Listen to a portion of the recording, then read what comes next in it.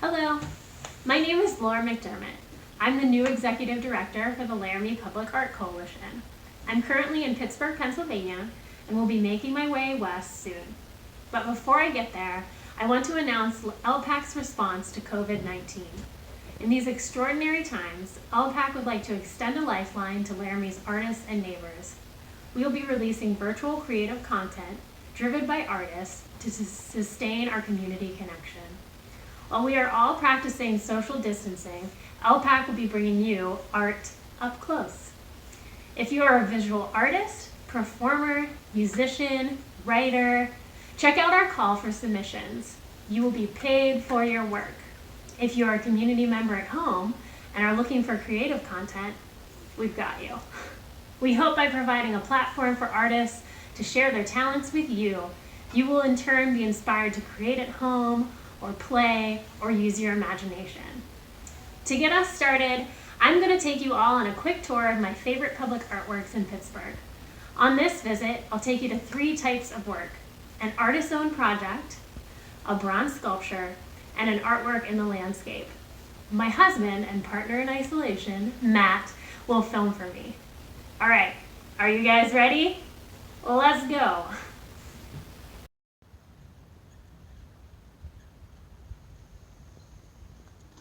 Okay, so here we are at Randyland on the north side of Pittsburgh.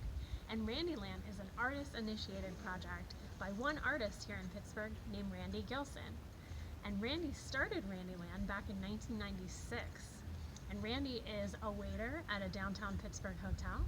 He used his money from waiting tables and tips to buy a property here on the north side, and he turned it into Randyland.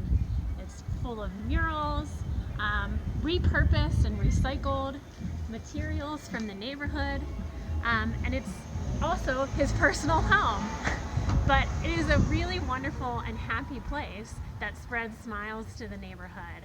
And Randy really got started in neighborhood work before Randyland by doing a lot of community gardens around the north side.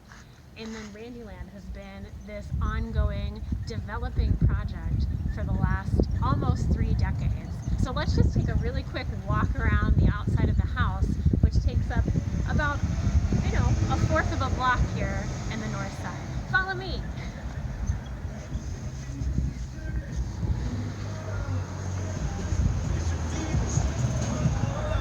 So on a normal, non-quarantine day, Randy can usually be found in his garden on the side of the home, but that won't be the case today.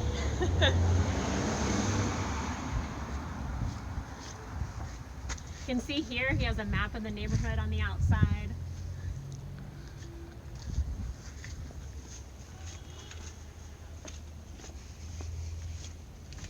Some Christmas decorations, some big.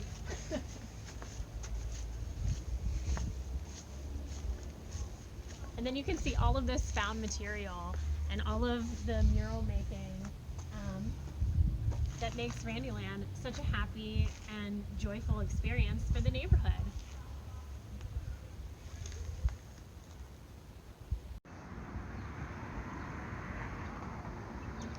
Okay, you guys, we are in the heart of downtown Pittsburgh at Magnolia Park. And as you can see, the magnolia trees here are starting to bloom. There are 5 real magnolia trees in this park. But you might notice that there's a magnolia tree behind me that is in what seems like full bloom. Well, it's actually in full bloom the entire year because it's made out of bronze. So the artist behind these 2 beautiful magnolia trees that are cast from bronze is named Tony Tassett. And when Tony Tassett was commissioned to do an artwork here in downtown Pittsburgh by the Sports and Exhibition Authority, he wanted to create this magical moment for the city of Pittsburgh where there is always a tree in bloom. And he was inspired by his neighbor's tree, which they allowed him to use as inspiration, and he actually covered it in wire to do some molds for the trees, and then did these giant cast bronze trees that for just about 2 weeks a year are in in full bloom with their 5 other friends here. So we're like catching it at just like the exact right moment right now where that's about to happen. What's so wonderful about these trees too, about our bronze magnolia trees here, is that there are 800 blooms on each tree, and not one of them are the same. So he really took time to craft each petal and leaf. We're getting some good traffic here. To create these incredible trees. So yeah, it's Magnolia Park. Here we are. We are at the walled garden here in Mellon Park in Pittsburgh. And we are at an artwork which is seamlessly integrated into the landscape here. And the artwork is actually a memorial, and it is the map of the star map of the sky at the moment of the person who is memorialized here, the moment of her birth. So the artist who is responsible for this artwork, Janet Zweig, she discovered in her research when she was researching Anne Catherine Siemens, who the memorial is for, that she would come to this park with her friends and stargaze.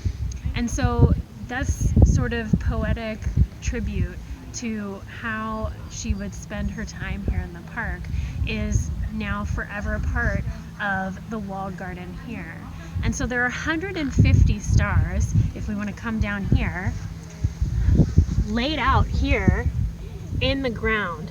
They light up at night, and as you can see, Janet took the time. She found the name of each star and then a little bit of information about each star as well. So on each one of these individual star plates, there is a little bit of information about the star as well. What I think is so incredibly special about this is that everybody here in the park can enjoy this. It becomes just a part of the landscape and what you're seeing. It's really special to me too, because my husband, who's behind the camera right now, we actually planned to get married right here back in 2015. Pittsburgh had other plans and definitely did a lot of raining, so we had to get married next door, but it was certainly part of our personal plans. But that's just a great example of how public art can become part of everybody's lives, and when it's done so beautifully, people really can appreciate it in their own special ways. Hey everybody, thanks for going on that adventure with me. I hope you enjoyed seeing all 3 of those artworks.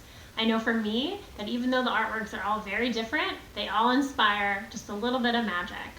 And hopefully we can bring some more magic to all of you virtually through sharing some artwork from our Laramie-based artist friends. So we'll see you all soon, and thanks so much. Yay!